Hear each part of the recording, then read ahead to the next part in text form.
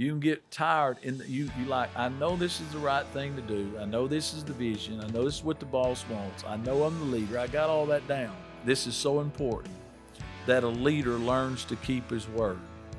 Your word has to be your bond, and your bond has to be your word. So I'm setting deadlines. You've got to give a deadline. And let me just give you a word of advice here, is that always set the deadline before you really need something. Because what happens is people don't follow through. And if people don't follow through, and you said this needs to be done at 4, and they didn't follow through, you got zero time to make that happen to please the boss that's above you. So if you had to have something done at 4, I would say, I need this done by 12. That gives you 4 hours to do what they didn't do. Welcome back, T15, Speaking the Truth in Love. I'm your host, Dr. KD. Thank you for being with me today.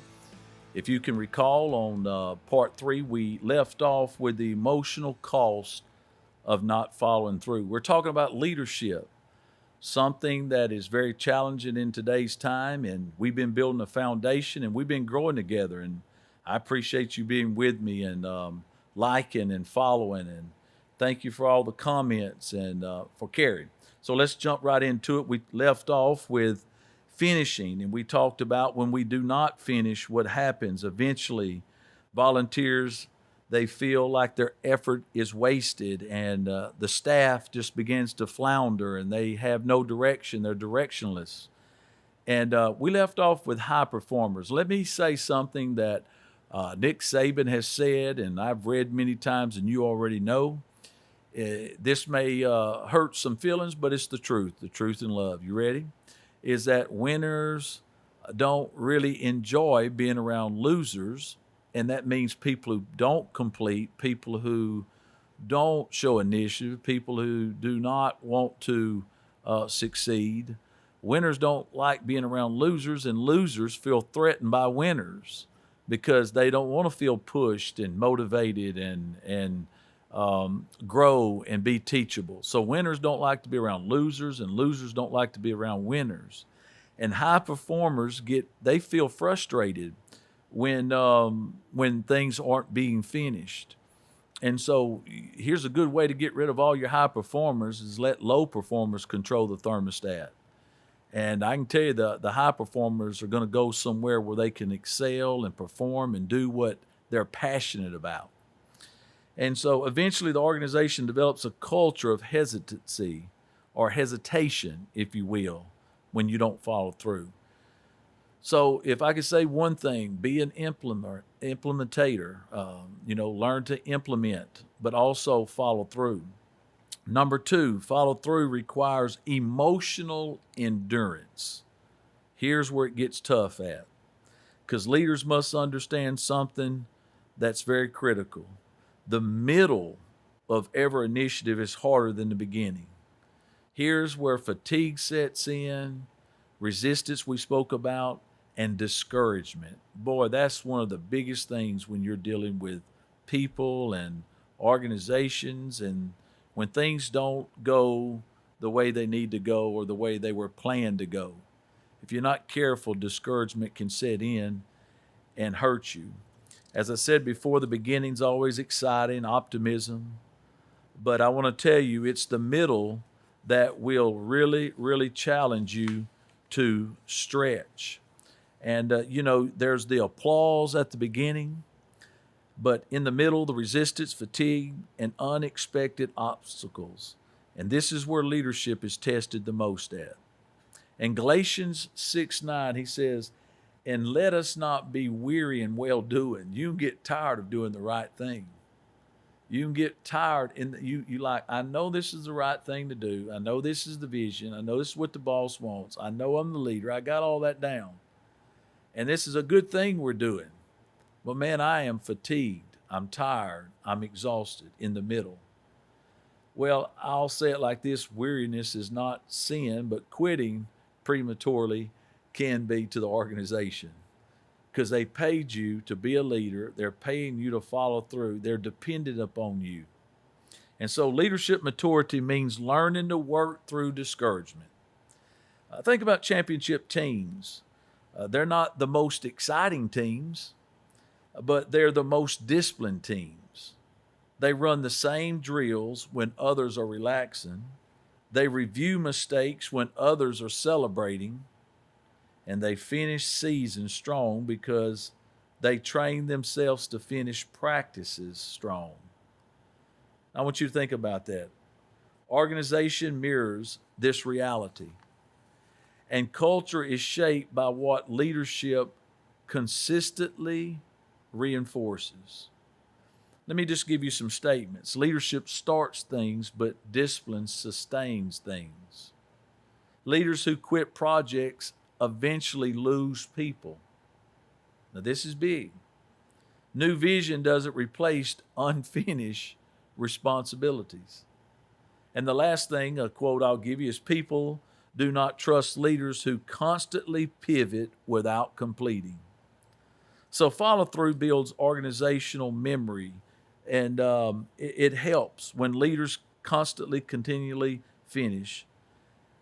People believe that the leader is going to keep their word. Now, let me just say to you, this is so important that a leader learns to keep his word.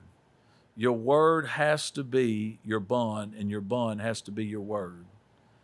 And the thing is can your employees, can your boss, can they trust you when you say something? And so practical systems to strengthen your follow through is what I'm going to give you right now. Here's what you do to follow through. Actually assign someone. As a leader, it's your responsibility to delegate, as we talked about, responsibility. So you got to name that person. You got to actually assign that responsibility. Because you see, initiatives without owners become suggestions. What do I mean? Okay, guys, y'all ready? Here's what we're going to do. We're going to do this and this and that. And everybody's pumped and everybody's excited. Well, who's going to do what to make what you just said happen? You just cast a vision, but what am I supposed to do with this vision and in this vision? What is my personal responsibility? Well, Ben, I want you to do this. This is what I want you to do. Now, what did we say? We're going to write it down. We're going to get them to write it down, and Ben's going to repeat back to me what Ben needs to do. And Ben, I need this done by such and such time. And then what I'm going to do is I'm going to inspect that. So I'm setting deadlines. You got to give a deadline. And let me just give you a word of advice here, is that always set the deadline before you really need something. Because what happens is people don't follow through. And if people don't follow through, and you said this needs to be done at 4, and they didn't follow through, you got zero time to make that happen to please the boss that's above you. So if you had to have something done at 4, I would say, I need this done by 12. That gives you 4 hours to do what they didn't do. So you set deadlines, you assign ownership. We're talking about what does success look like? That's what we're talking about. Systems that strengthen follow through. That's what we're talking about. And then thirdly, you review progress regularly. Check it out. Did they do it? And then here's a big thing you ought to do as a leader. You ought to celebrate the win. If your team does what you ask them to do, you ought to go out and eat lunch together, or you ought to bring some donuts in. I don't know. Whatever you need to do to make them feel what they accomplished as a team meant something to the organization and meant something to you. You can go on retreats. You can take them out to eat, as I said. There's multiple things that you can do, but you want to celebrate. Let them know what they accomplished. And so completion energy increases when progress is recognized. And so I want to ask you some questions, and maybe you just can get away and reflect on these. What initiatives have I started and remained unfinished? That's a good question. What have I started that remains unfinished and not completed? Number 2, do I overestimate my organization's capacity for change? I mean, am I expecting these people to do something that they're not capable of doing? That's big. Is your vision and the people that you hired able to come together? Can you wed those two together? Now, I know in the realm of faith and believing God, we know God equips the call. He doesn't call the equipped. We know that. We know that. But maybe you're in a business, maybe you own an insurance business or a construction business, and you still need to have faith. But are your people, do they have the capacity to complete the vision that you're putting in front of them? You need to evaluate that. Number 3, do I pivot too quickly when resistance appears?